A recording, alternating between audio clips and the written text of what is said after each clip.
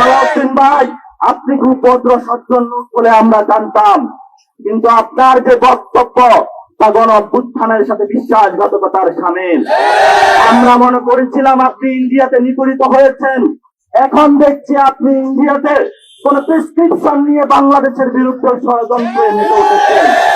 সবাইকে রাজপথে সজাগ দৃষ্টি থেকে বাংলাদেশের জনগণের পক্ষে আপনারা লোক সংখ্যায় কম বেশি হন, জুলাই গণ অভ্যুত্থানের রক্তের স্পিরিট নিয়ে বিভিন্ন জায়গায় আপনারা সজাগ দৃষ্টি রেখে বাংলাদেশের মানুষকে একটা ব্যানগার্ড হিসাবে জাতীয় নাগরিক পার্টির কর্মকর্তা এবং যারা রয়েছেন তারা আপনারা কাজ করবেন, কারণ আপনাদের হাতে রয়েছে ভবিষ্যৎ বাংলাদেশের স্বপ্ন।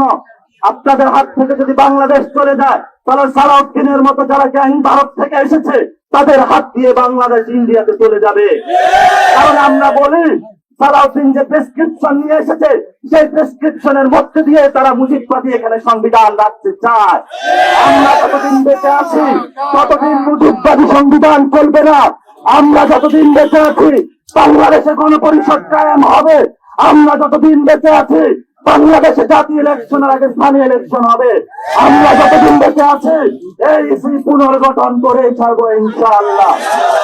সাবস্ক্রাইব করে সংযুক্তের সঙ্গে থাকুন।